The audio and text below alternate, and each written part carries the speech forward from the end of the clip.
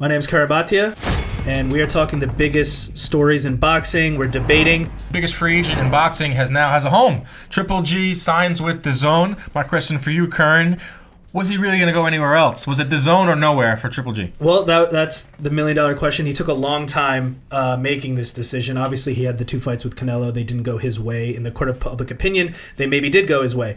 The options were PBC, maybe fight a Charlo brother, or fighting DAZN. It seems like DAZN added in a couple of things. Or ESPN. Right. It seems like DAZN added in a couple of things. They offered him some equity, his GGG promotion, so it seems like that's the better fit. What is your take on the situation? I feel like it was DAZN or nowhere. It was pretty clear they what DAZN has set out to do in their 6 months of being around. That's another thing. They've only been around for 6 months, everybody. Give them some time here to figure it out. But signing Triple G was huge. They have that middleweight division on lock.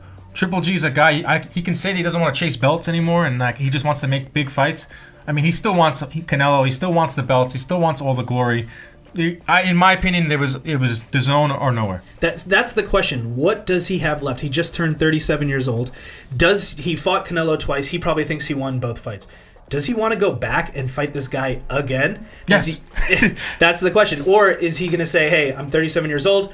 I'm going to take some easier fights, just build up some paydays, and call it a day. Well, and it seems like he is daring to continue to be great and take on that challenge. Right. He said even if Canelo loses to Jacobs, he still wants him for a third fight. So it's pretty clear he's got a personal vendetta when it comes to that fight. He knows his idea of success right now will be beating Canelo, handily knocking him out, and avenging that draw and that loss. Would be huge for $10.99. That would be huge. And speaking of DAZN, Eddie Hearn with Matchroom. Always vocal, a great interview, as you know. Yes. So, Dan, I'd ask you this. Recently, there was a Twitter beef between Eddie Hearn and Steven Espinoza of Showtime. They got a little bit in the weeds about Wilder's contract and if it was sent and if it wasn't. Such nerd talk. It really was. Yeah, we ate it up. We love it, right? Yeah. So, who do you think got the better of that Twitter spat? I mean, it's a tough one because Espinoza is going to be behind the eight ball when it comes to any Twitter beef because of what McGregor did to him. He labeled him the weasel. I don't think he's a weasel, but he will always have that with him. It's always going to be surrounding him. So whenever he gets into any type of Twitter interaction, especially with a smooth customer like Eddie Hearn. Eddie Hearn's a cool dude. Like, he's the promoter that's traveling the world on private jets all over the world. He's going to come off as the cool, I don't care, I'm laid back. Espinosa's going to come off as the executive. So when they get into a Twitter beef, we'll never know the true story of what went down on the Joshua Wilder negotiations. But to answer your question, I thought that Eddie Hearn won the battle, but I think that Espinosa was probably telling the truth, if that makes sense. I agree with you. I think Eddie Hearn definitely won that battle because he is the cool customer, and Espinosa likes to kind of geek out a little more and get a little bit more technical. Right. I think one thing though, it's a little bit of an unfair fight, and if you look at which way both networks and both promoters are trending in a way. So the DAZN is signing all these fighters. Right. They have a boatload of money, and Showtime, their biggest guy is Wilder, and the latest report is that Eddie's now going to be talking to Wilder. You get the feeling that Espinosa's like, thinking like, man, some of these guys might leave. People are trying to, kick me while I'm down.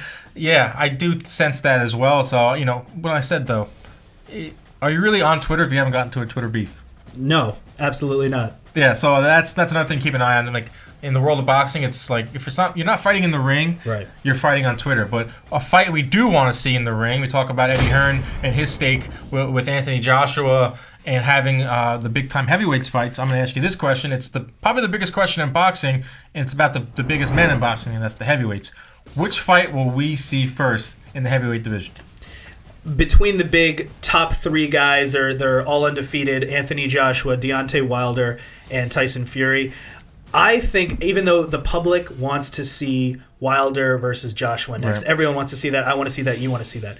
We just came off a great Wilder-Fury matchup. And I think even though it won't be the next fight for either guy because Tyson Fury has now signed with ESPN and Top Rank, and they're saying they want to give him a step-up fight or something to ease him in.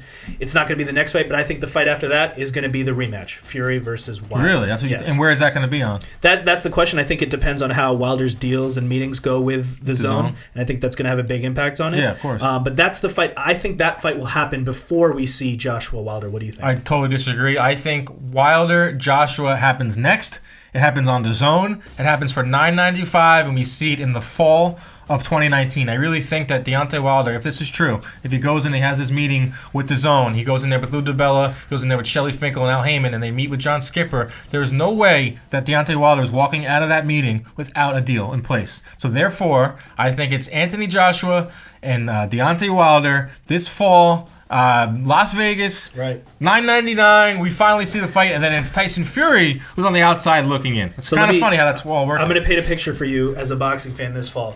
You think we're going to see Canelo Triple G 3 and Wilder versus Joshua this fall, all on DAZN.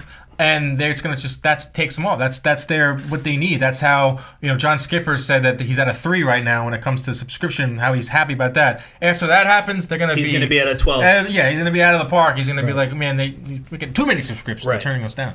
I doubt he'll say that. No, maybe. I don't think he's going to say that. So it is a good time to be a boxing fan, as we know. Right. One issue that's been coming up, especially recently in boxing, is weight cuts. So Sean Porter missed weight. He had 2 hours to make it. He finally did. He had to, I think, get a haircut. Derobed. Had to get a haircut. Saw some disgusting pictures on Twitter. Yeah, we don't want to know what he did to lose that weight, but he did. Maurice Hooker also had issues. I think the question is, it's a very unique thing to boxing. It's not happening in the other major sports in terms of someone having to lose weight before the day before a big event, otherwise they can't compete or they can make a deal. So the question is, should that rule or should the practice of cutting weight the day before the fight, should that be changed in boxing? I think something needs to be done. Yes, you see a lot more in the UFC. I think the weight cuts are much more drastic. You see fight cards go off. You see fights go off all the time in the UFC. Hasn't really happened in boxing. I feel like they're a little more disciplined. I think that the WBC, if I'm not mistaken, has like a check-in period where they check in with you 30 day check-in, a 7 day. Like, yep, you see that picture of a guy standing on a scale. Yep. You see their feet, and you see like what they weigh. Like Triple G will weigh 170. Right. 2 weeks out from a fight where he has to get down to 160. I think that something has to be done. I think that they have to step in and be with these guys more when they're inactive and make sure they're not ballooning up too much. Also, I think that if you're overweight, they should just suspend you. You see it in baseball all the time. You do steroids, you get suspended. I'm not saying being overweight is the same thing as doing steroids, but it's similar as you're getting an advantage. You're coming in overweight. Look at Daniel Jacobs did when he ballooned for his fight with Triple G. There should be harsher penalties. I think the fighters will follow suit. I completely agree with you. I think there should be harsher penalties, and I think that's a good point. If they can combine with like a VADA type service and have a 24/7, 365 monitoring, making sure these guys are clean, making sure everyone is making weight in the correct way, so that we're not seeing people in an unhealthy, natural way cutting weight. I think that would be a great solution and help bring boxing to that next level. Yeah, Maurice Hooker was 5 pounds over. Somehow made the weight, couldn't bear. Like Chris Mannix said, he was the worst looking fighter he's seen, like physically, after a weigh-in. If you saw his fight, and I think it was the second or third round, he needed help getting off the stool. That leads me to believe that he was not feeling good. He didn't look good in that fight. He got the W, but something has to be done. Totally agree with you there. Let's hope that they can make the changes. We're all big fans in boxing, and there's a lot of really good things right now happening. So let's hope that continues. It's pretty good debate. Do a couple jabs in there. Yeah, absolutely. Yes, sir. This is Curran Bhatia. We're talking boxing, and we'll see you soon.